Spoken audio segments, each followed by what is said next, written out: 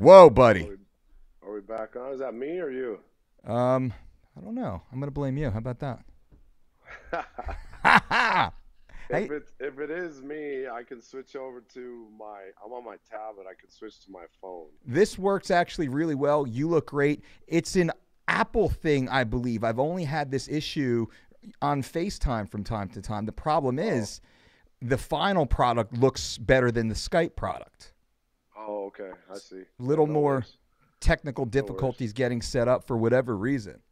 But I have I'd usually be at the gym, but on Wednesday afternoons I have off because we train only in the morning. So wow. I'm at home. So I just got home, bro. Good. How you been? I'm good, man. You got home and you got to hang out with us a little bit. Well, thank you, I sir. get to hang out with you. My family's here. I'm gonna take the wife out for some dinner tonight. Nice. Oh, where are you little going? Date night. What are you going? What are you Keep it doing? rolling. I'm not sure. We'll see. We'll go into dinner for sure. Do, Hopefully she doesn't kick my ass. In the interim. But other than that, right you on. know, go to dinner for sure. Right on. Now, done training. So are you on the traditional Monday, Tuesday, twice a day, Wednesday, once a day? Or is this just because you're running the facility though too, so you don't just have protein problems. You got big gym problems. That's lots of problems. Yeah, Good problems. great problems. I have open students, kids, and then of course all the athletes. So my athletes train Monday, Tuesday, have Wednesday off. Thursday, Friday, Saturday is like a shakeout move around day, and then Sunday off. Yep. So yeah, I have my guys. I started giving my guys Wednesdays off about a year and a half ago. Okay. And how have you seen midweek. performance? Amazing. Right. I mean, we front end load stuff on Monday, Tuesday because it's the beginning of the week. We're coming off a day off from Sunday. Yep. My travel schedule. Yep. The whole thing. And then we have a midweek break and on Wednesday, and when we have that, these guys seem to be super fresh for Thursday, Friday to finish it up, and then they come back in, do some skill stuff on Saturday just to kind of move around. We spar on Friday nights, so they move around and get all that done. Nice. And that downtime on Wednesday from your facility, hopefully they're out there, they're getting their massages, they're going to the chiropractors, they're doing hot cold contrasts or whatever else they need to do. So it's not a day off from the job. It's just a different task for them to accomplish on that day. Exactly. And you know how it is, man. Getting the time to do all this stuff that they need is part of the issue.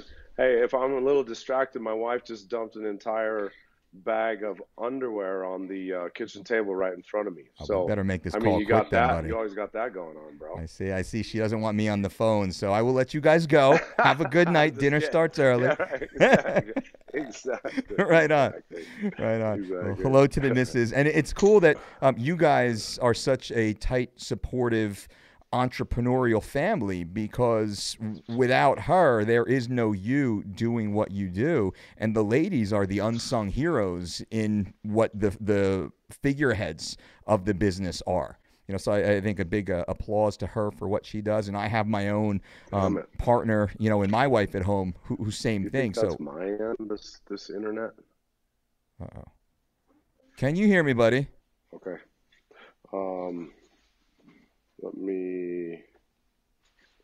There we go. Okay, so you were saying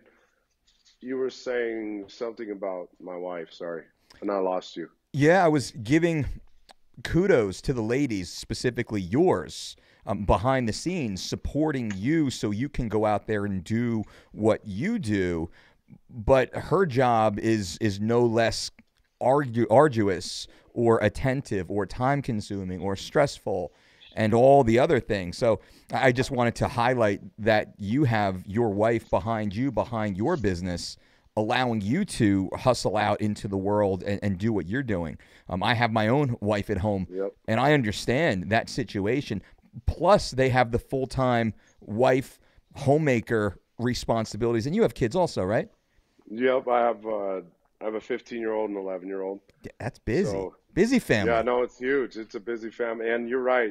She, without Jara, my wife, she's the rock for sure, and she gives me the ability to do everything that I'm doing, gives me the ability to go out and explore and continue to chase my dreams, and give me again the possibility to help all these kids and athletes and students, chase all their dreams, because it takes a ton of my time, and they are my wife and my two kids are selfless when it comes to me having that opportunity. And my wife said something to me that's always resonated, and she said, I've come to conclusion that God made you to not only be here for us, but to be out there with amongst a lot of people.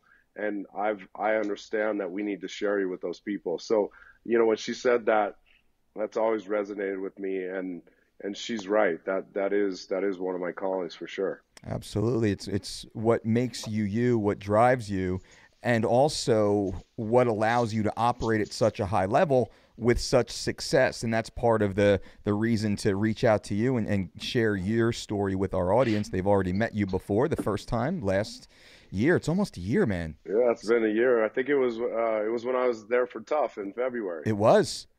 Yeah. That year went quick. It's crazy.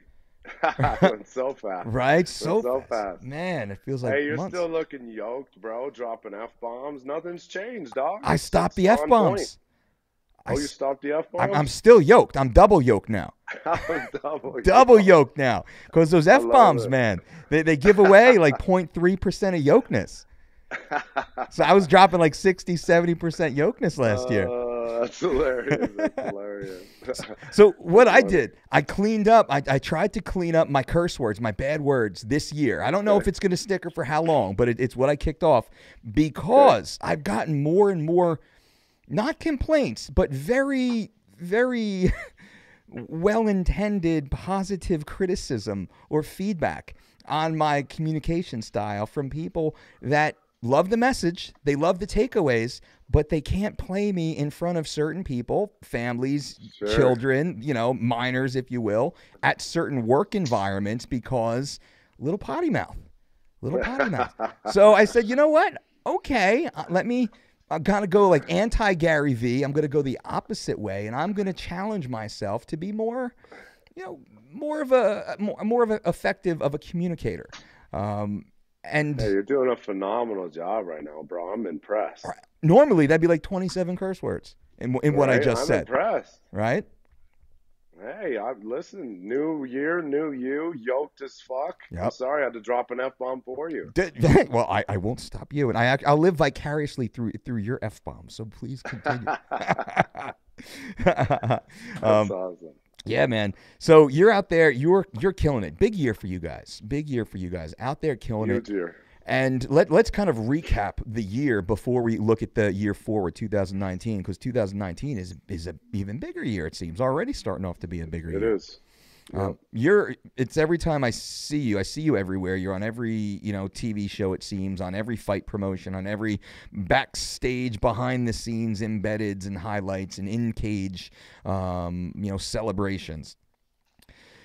UFC wise, so you have UFC athletes, you have Bellator athletes, and then you have some of the other more important but less familiar regional shows. With the UFC, who's your active UFC competitors right now?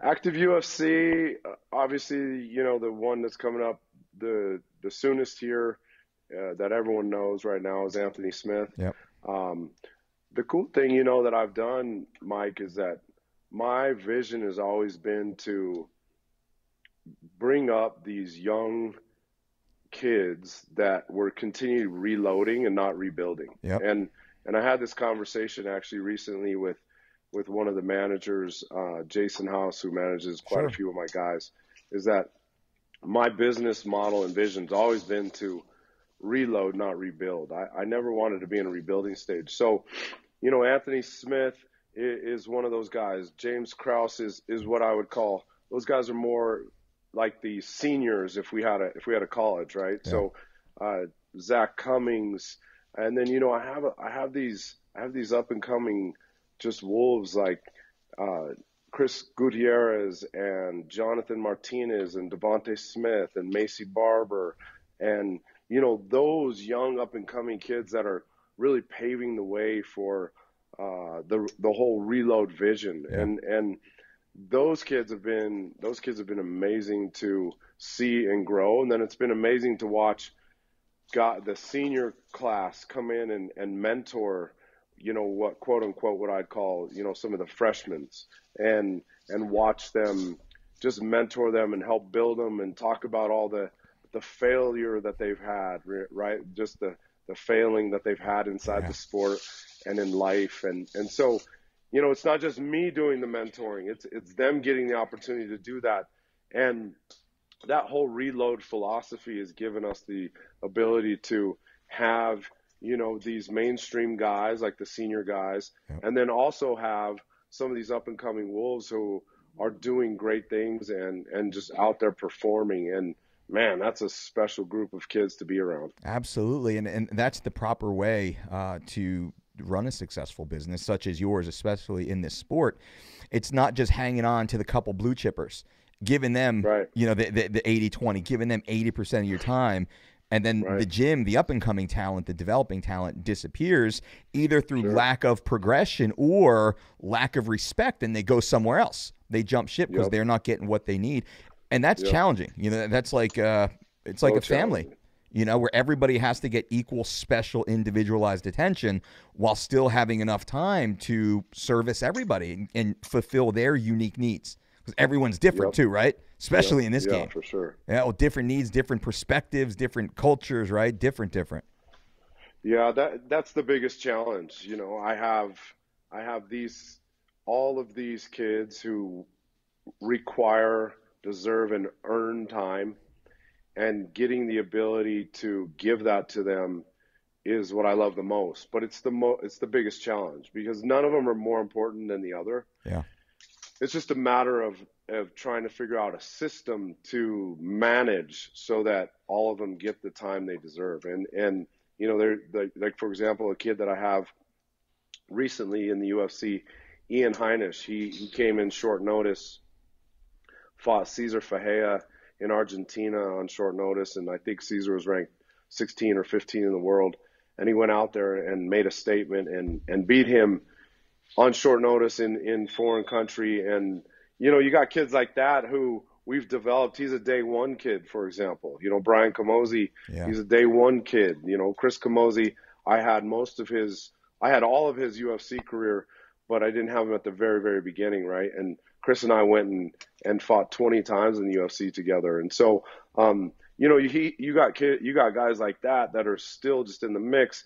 You got these young kids like Ian, who I just mentioned, who are up and coming and learning from all of that. And to give them all attention is the goal, and to design an infrastructure that allows all of these kids to get that time is 100% the challenge. But, the kids I haven't mentioned because people don't know, all these young wolves coming up that are running with all these guys that I mentioned, these kids are the future as well. And so, one of the things I've done, Mike, that I feel like I've done a really good job on is not just train my athletes, but I've trained coaches. I've required my coaches to essentially, they put together an internship of 400 hours with me where they're in the mix, coaching and cornering and holding pads and doing one-on-one work.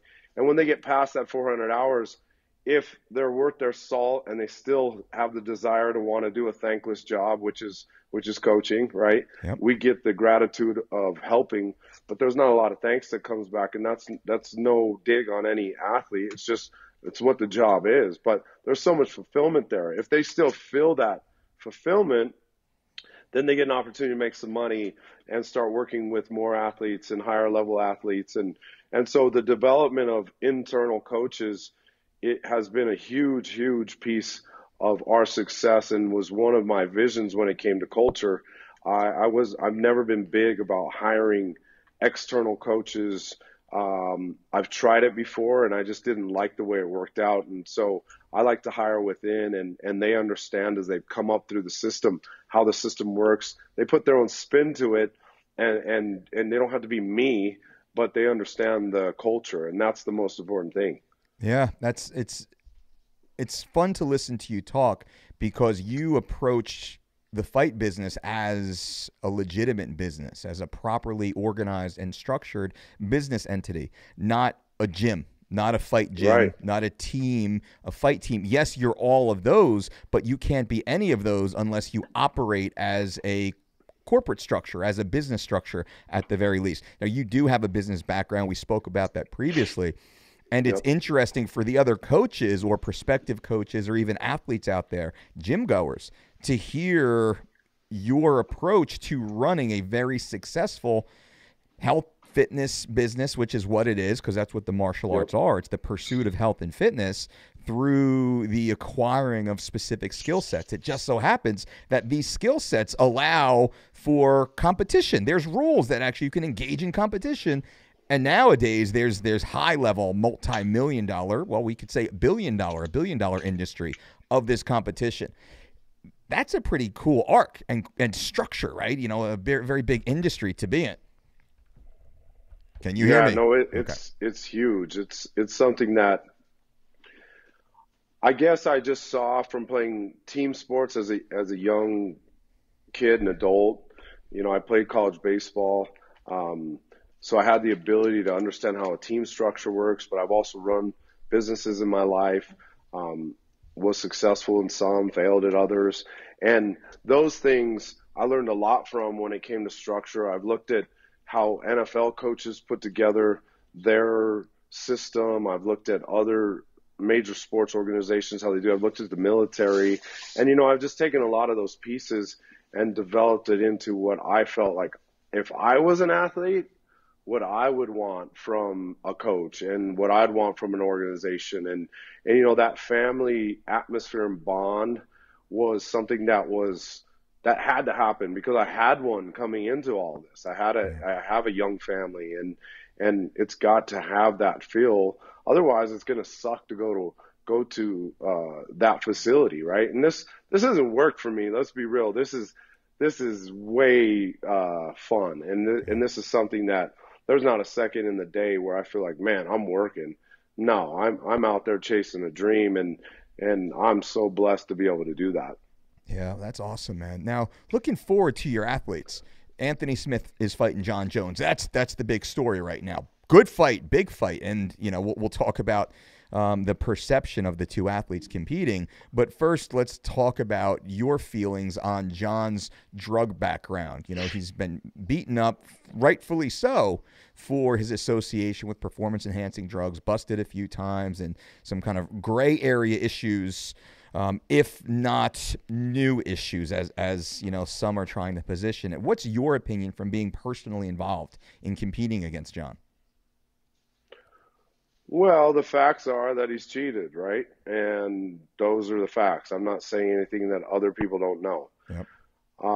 The extent of what he's done after he cheated is all in question right now. Yep. And they're making, you know, justifications or reasons why it's still in the system and all this stuff. And, you know, I said recently on an interview, Anthony and I and the rest of our team knew what we were getting into when we signed on the dotted line to fight Jon Jones.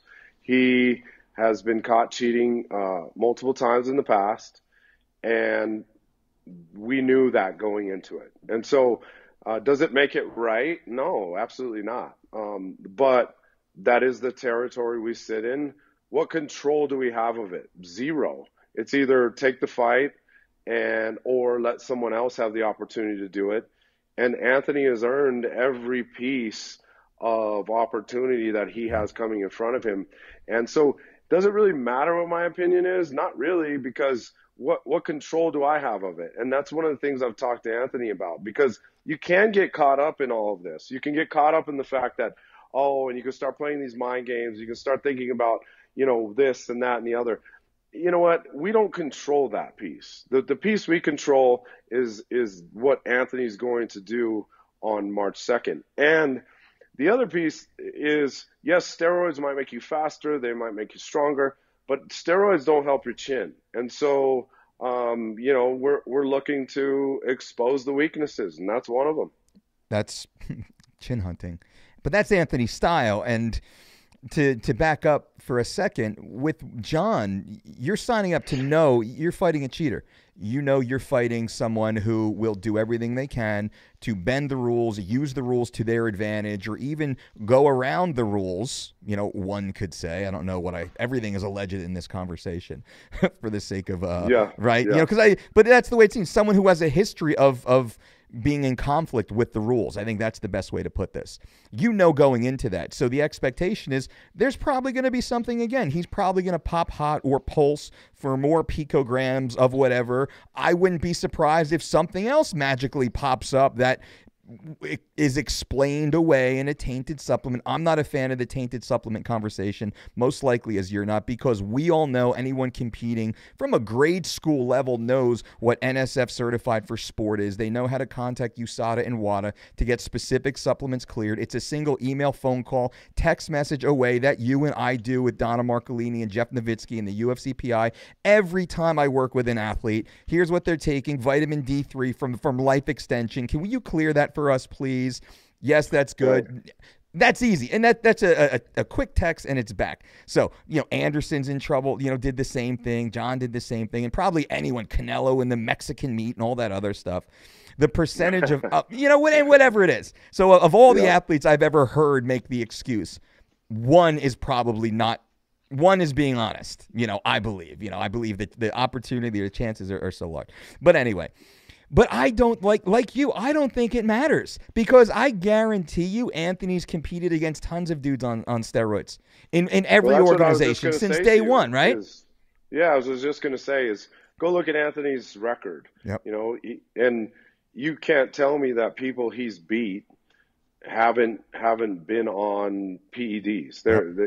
There's had to have been. Yep. There's just, especially since he fought through the era pre-USADA. So. Yeah. You know, USADA has done amazing things, and they've definitely helped clean up the sport.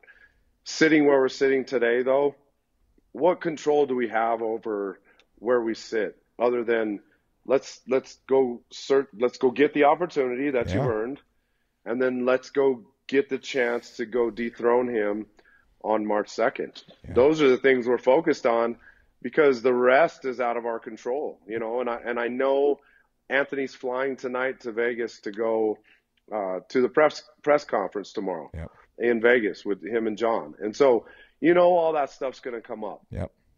It has to. It's just part of what follows Jon. And so, you know, Anthony's prepped for all that. And mentally, he's in an amazing spot, and he's ready to go shock the world like a lot of people have done, like when TJ beat Barral, when Rose beat Joanna. You know, and those type of things where athletes were never supposed to win in those fights, and they went out and proved differently and have amazing careers after that.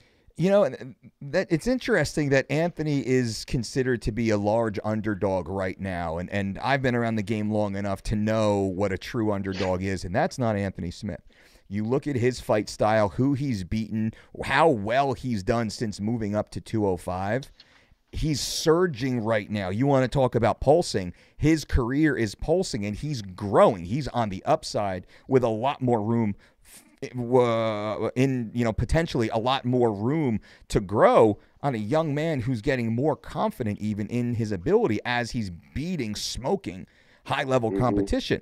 Also, and this is, you know, us just kind of shop-talking the fight, you look at how Jon struggled against a guy like OSP.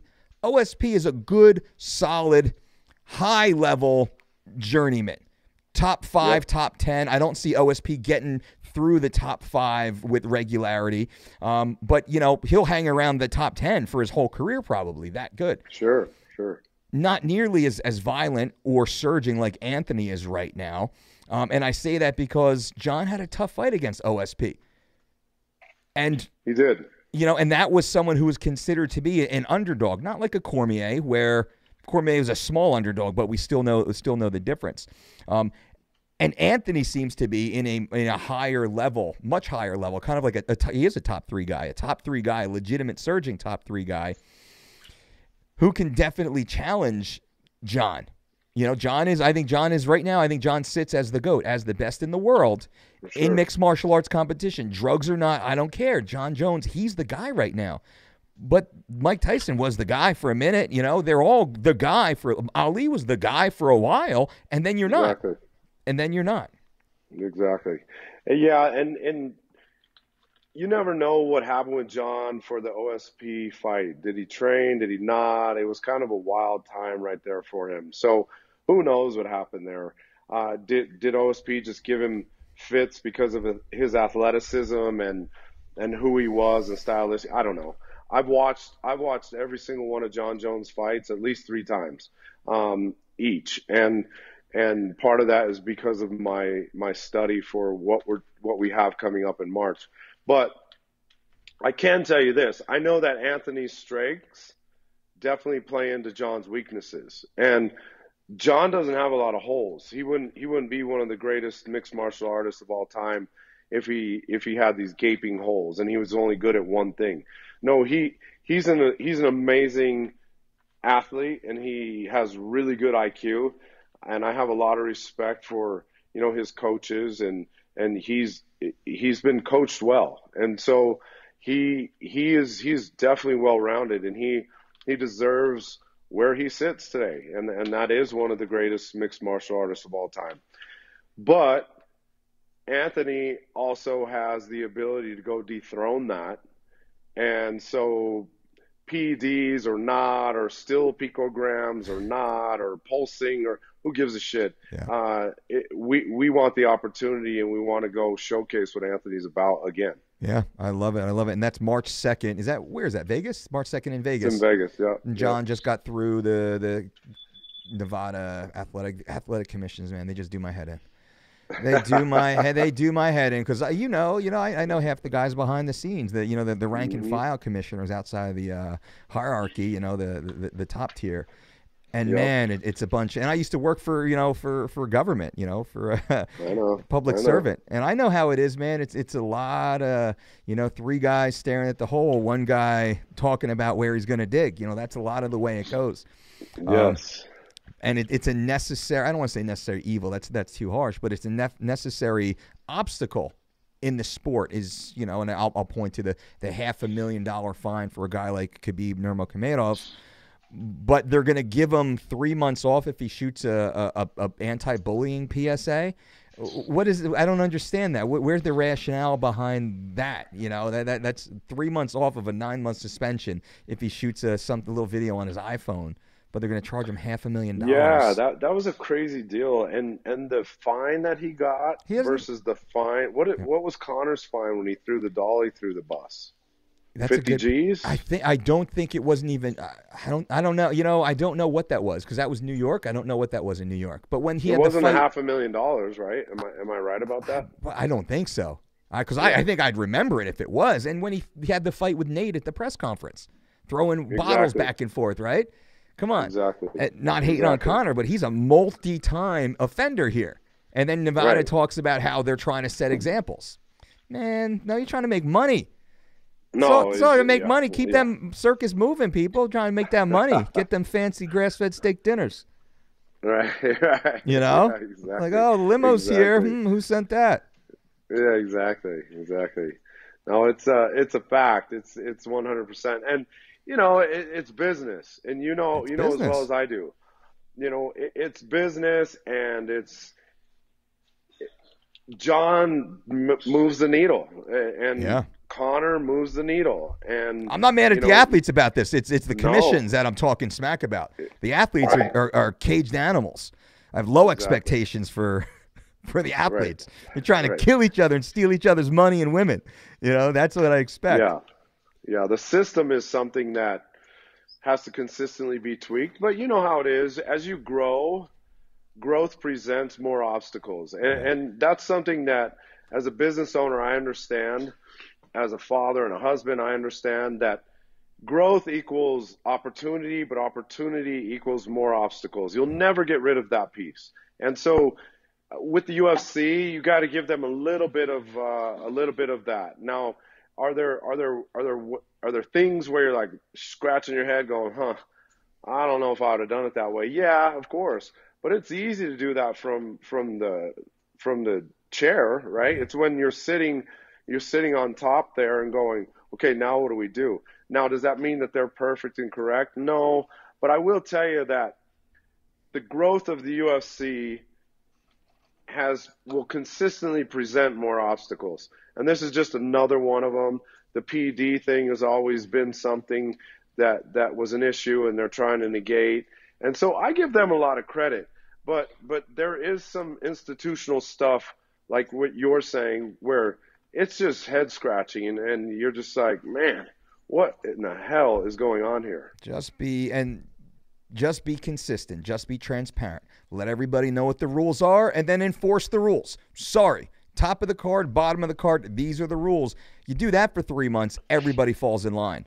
But if they have the and USADA falls into this category now too.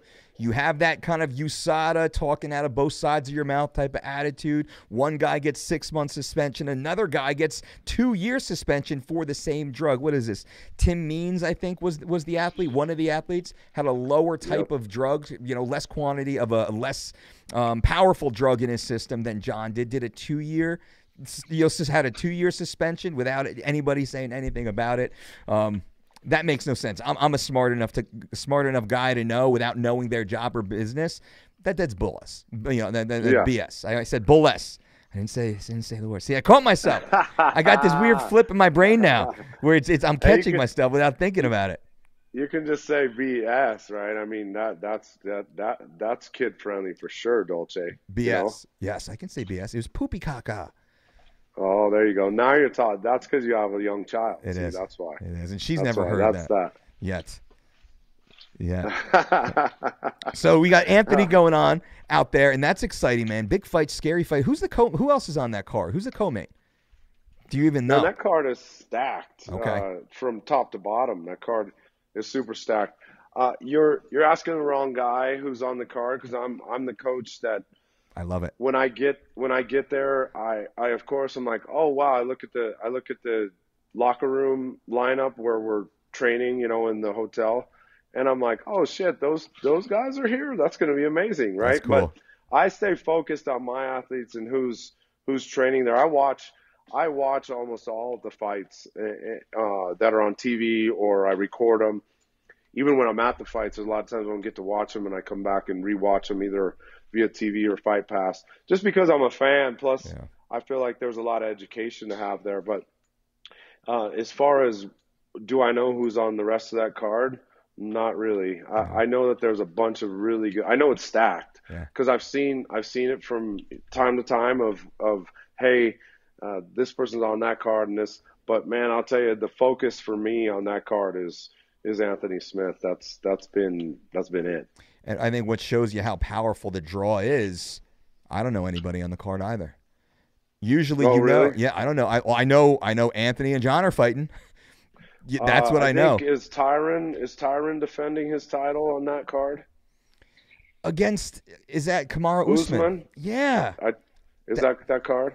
Good fight, but that doesn't Great have fight. Colby's the dude, though. In my opinion, Kid won the interim title. This is what I'm talking about the BS. He wins the interim title. Like him or don't like him, I don't know. They said, do this, he did that. He win the title. He's got the title. He and Woodley have a great backstory, too. That's the fight to make for the last year and a half now. They give it to Usman. Not that Usman isn't amazing. He's a very legit number 2.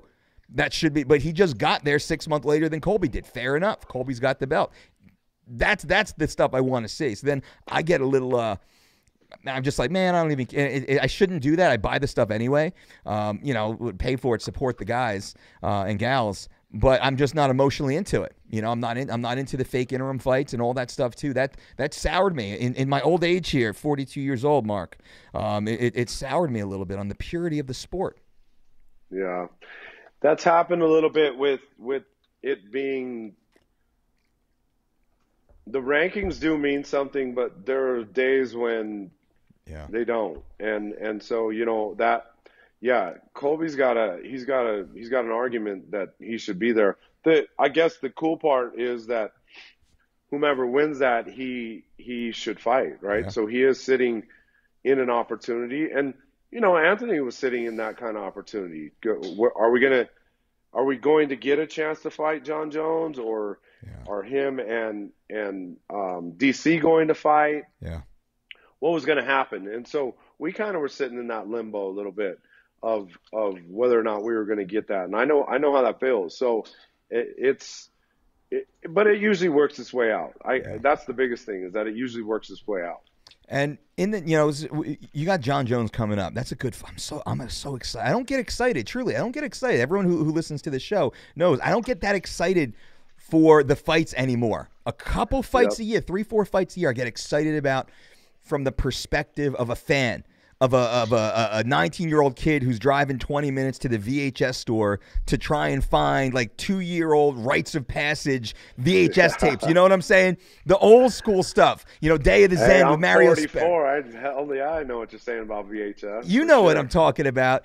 I get excited for a fight like this. You got the best in the world in John Jones fighting the surging, dangerous question mark and Anthony Smith. This is a kid who can put you out. This is a kid who can walk through hell and get a win and grind out, gut out, skill out a big win. Interesting fun. I'm doing the Rogan, the hype up here in my own way. I'm excited to see this fight. You've spoken about that fight in particular. Who else in the division though is Anthony goes out there? Anthony beats John Jones. Who's he fighting next? What's like 2 or 3 names that could be next for him that you see? Because it's a little bit of a bottleneck at 205. It is a little bit. The question is, when Anthony wins, is there an instant rematch? That's one question. Obviously, that's always sitting there. Yeah. Cha-ching, buddy, cha-ching. Renegotiations at that point, big time. Fact. Fact. That's life-changing, big time. Absolutely. Yeah. Absolutely. Yeah. And that's why they do this, right? Is the rematch. And they deserve it. Is to have an opportunity to dethrone somebody and then say, okay, come and try to get it again. Yep. So, there's some other people, like Anthony just fought Volkan, who was sitting at number 2 before Anthony beat him. Who fought for the title. Say that again? Volkan fought for the title, right? He fought DC, didn't he? Correct. Yeah. Correct. So, and world-class experience, bang, finished, took him out, another contender. For sure. And Volkan, Anthony obviously finished Volkan in the 3rd in their fight. So he's always going to be sitting right there. He's super talented, by the way. He's a very talented kid. And sometimes it's just timing, right? Say that again? I said sometimes it's just timing. You got these kids, I use that term with respect. You got these kids that they're so good. They have everything, but it's just not, it's timing. If 6 months later, 3 years later, maybe 2 years ago, it's just timing when everything has to click. They can't have the transmission problem and the old lady who's calling them a cheater all the time and go out there and get the W on most days. Exactly. Everything's got to be clicking. Exactly. And, when you talk about timing, people totally said when Anthony fought Shogun that Shogun's way past his prime. The hell's he doing? He beat a washed up guy. Number 1, that's Shogun Rua. Let's not forget that. Absolutely. Is he the same Shogun when he was in Pride? It doesn't matter. The dude is dangerous because, listen, he just went out and beat Reyes, Pedro. Yep. He just went out and beat Pedro, who is a young, up-and-coming kid. Reminds me a lot of Anthony, actually. He had the hype train behind him. Super talented. Everyone thought he was going to be fighting for the title 2 fights away. After he beat Shogun, he was getting the next or 2 later, right? Exactly. Yep. And the kid is super talented, young, up-and-coming, and he still is. It's not that he's not. Yeah. It's just timing. It's timing. That's my point. Is you fought Shogun, and Anthony went out and did what he did to Shogun in the first quickly, and everyone discounted what he did. And then Shogun comes back and gets rung up a little bit by Pedro, but is like, no, bitch, I'm Shogun Rua. Yep. And goes out there and wins a fight against a super talented kid that has an amazing future still. Yep. Again, this is nothing bad about Tyson Pedro because I'm a huge fan of his. But no, it's a credit to him. It's timing. It's timing. Little bit. Timing. Yep. And it's cool. Man, that's the question mark. People always ask, who do you think's going to win this fight? I got no idea. I know enough to know I have no idea unless it's my guy fighting. Then we're winning. We're winning big. Outside of my guy fighting, my gal fighting, I have no idea. I'm gonna sit and pray and hope and wish that I see an amazing showcase of both of their talents, and then I want to see them go home safely to their families. That's for sure. That's how I approach fighting. You know, that's the deal.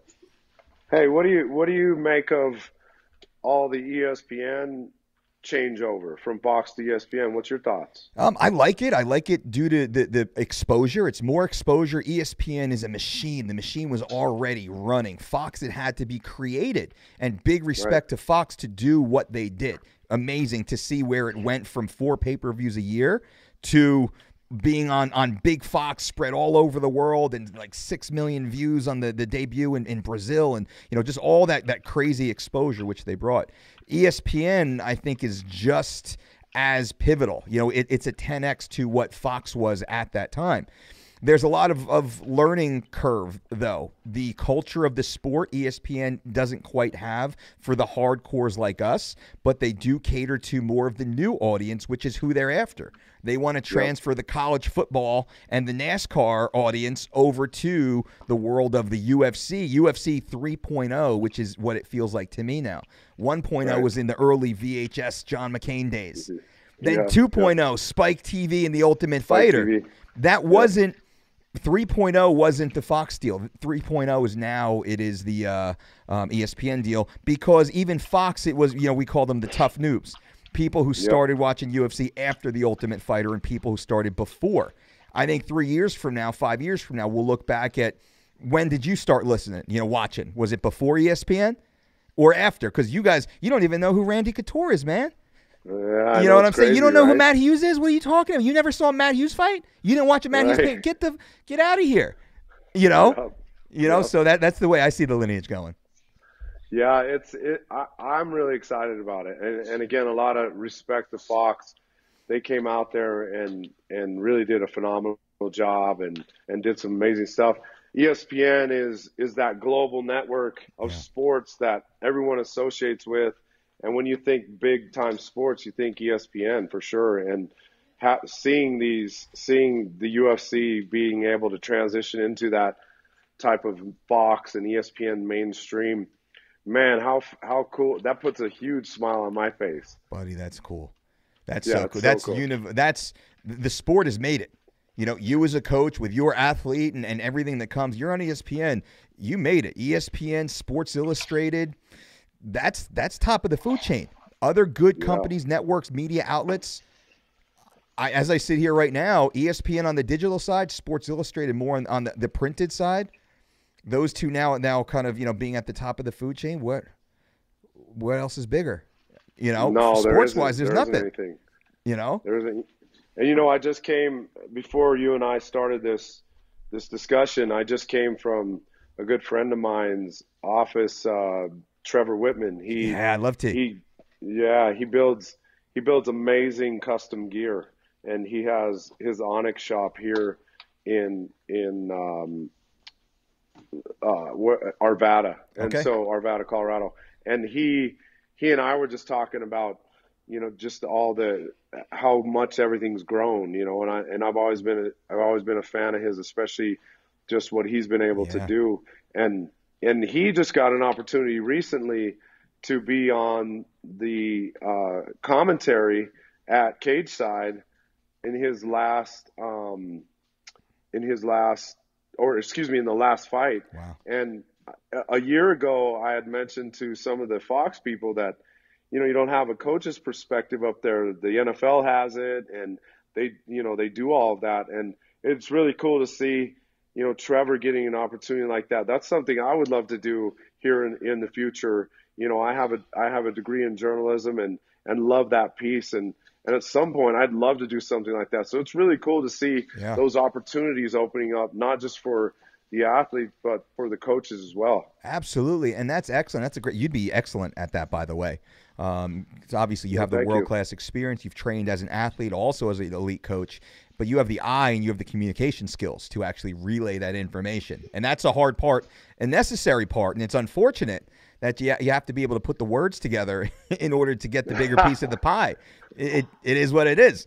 Yep. So now, moving forward, we're going to get ready to close out the show. We're only doing an hour today, buddy. We're the That's video for it? I know. Let's get you back on. You didn't have enough coffee? What's the problem? Never enough coffee. Well, I know your wife's over there doing the laundry in front of you, and you guys are going to be going out to dinner, so I'm going to... She stopped doing the laundry, and now she's doing a 2,000-piece puzzle. Oh, God bless her. Just nonstop. You Montoyas are just nonstop. She's a G, man. You know what I'm saying? Gotta get it done. I love it, man. So everybody, they can find you at Factory. Give us because I always get confused. I'm the worst at this. You give me the shout out, the URL shout outs. Yep. So Factory X Muay Thai is where we're at on social media, Twitter, Instagram. You can find me personally, Coach Marc Montoya, on Instagram, Coach M Montoya on Twitter. Those are things that you can find all of us there, and I respond to all my stuff, so I don't have someone doing that for me. And so if you're getting a message from me, it's because it's coming from me. So that's something, the authenticity of that I think is important to interact with fans, because without the fans, we don't have the support and the venue and the ESPN, and without the fighters ultimately, but the fans are a huge part of it. So if they have questions or just, whatever, sometimes it's send nonsense, but I just ignore the nonsense. So I get a lot of nonsense. It's crazy. But that's where they can find us for sure. Right on. And I wanted to close the show and let everybody know, but you at the same time, that you are one of my top 3 favorite MMA coaches. And let me explain why. Oh, look at you, man. Thank you. You truly are. And I have a criteria. The first criteria is experience. Do you have that world-class experience? Because there's great coaches out there, but they haven't had the world-class experience. And unless you've been to the top of the world, the tip of the world, you don't know. And things change. And maybe you don't quite have the goods to get there. And there's amazing high school coaches that couldn't do a thing in college, and multi-time national champion college coaches that can't touch an Olympic medal. So there are levels to this. So you have that. You have the experience and the credibility of being a truly world-class coach. My next criteria is the relationship with the athletes, but more so the respect of the athletes. There's some good coaches out there that do great jobs, and they have the world-class experience that they can replicate. But, man, the athletes don't have great things to say about them. They don't want to go out to dinner that much and grab a beer. It's more of a transactional relationship. They got the mid-holder. They got the armbar teacher, the diet, preparer. But there's no vibe. And it's just like, mercenaries. Yep. And then the third and most important criteria is my personal relationship. People that... We're not text buddies, right? You're not, you don't know how to get into my house if I'm not home, Sure. Yet. I mean, I can certainly tell you. And I think that's the point. I would be comfortable telling you. And I don't even know you that well from a proximity perspective. But the relationship that we've had since, 10, 15 years, however far along we are, seeing each other in different continents and bumping into each other in venues and stopping and chatting, chit-chatting in the middle of the crisscrossing paths in this crazy freaking world. And it's the energy exchange, for lack of better terminology. So my personal gut feeling towards a coach, that's what lands you in the top 3 of all the coaches I've ever been around and experienced. You, Marc Montoya, are in my top 3. How about that? Look at you, man. I appreciate those kind words. Thank Absolutely. you. Who's the other 2? I'm not going to say. Oh, you're not going to say? I'm not going to say. One is Dwayne Bang Ludwig. So I will say Dwayne Bang Ludwig. And then the third one, I won't say. I'll say when I have them on. So I'm just out of respect. I'm saving that, and then I'll let you know. I just formulated this recently, as we've been changing some things internally. Internally we've spent the last quarter, 2 quarters doing a lot of internal work here, and I've put some things together. And hey, I love the criteria, and I love all the kind words. I'm humbled and honored to hear that. And I know that, our relationship is always been, on the road essentially and bumping into each other. And I've always thought the world of you and just your whole process, and starting from, the Dolce diet and everything that you've done with athletes, and not being mainstream and not being afraid to be on the exterior. I love that, man. That unconventional thing is what's made you who you are. And that's something that I've always respected. And, in order to be successful, you got to surround yourself with successful people, smart people that are smarter than you. And I've always considered you one of those trailblazers that has shown a lot of us the way to go out there and accomplish what you're after. And that's to live life at the fullest and chase dreams and not be afraid to be unconventional. And I think you've been the poster boy for that, and I appreciate the hell out of that for sure. Brother, that means a lot, man. I respect you, respect your opinion. That means a lot. Thank you. It's just hard. You. Of course, good, hard, honest work. That's all. We're just two blue-collar dudes, man, trying to work hard and go to bed with a smile, feeling good about what I did today. That's the deal. Right on, man. Exactly. Well, cool. Hey, man, you keep rocking that show. Yep. You're doing amazing things. Keep up all the amazing stuff you're doing. And, anytime you want to have me on, I'll make myself available. So you just let me know. You say the word, and I'm there. Done. Well, let's do it again, because you're the guy I knew scheduling tonight. You're the guy that we can go 3 hours easy. So next time, let's get a longer one in. We'll get it planned, and that's on me. I had the 60 minutes tonight to get you done. Let's get it done a little longer, before, after the fight, based on your schedule. I'll shoot you a text, homie. We'll get it done. Awesome, man. No, I appreciate you. Well, thanks, Dolce. Have a great day. Tell the family I said hello. All right, Mark. Thanks, my brother. Have a good dinner tonight. All right, brother. See you. All right, bye. There we go. Marc Montoya, everybody.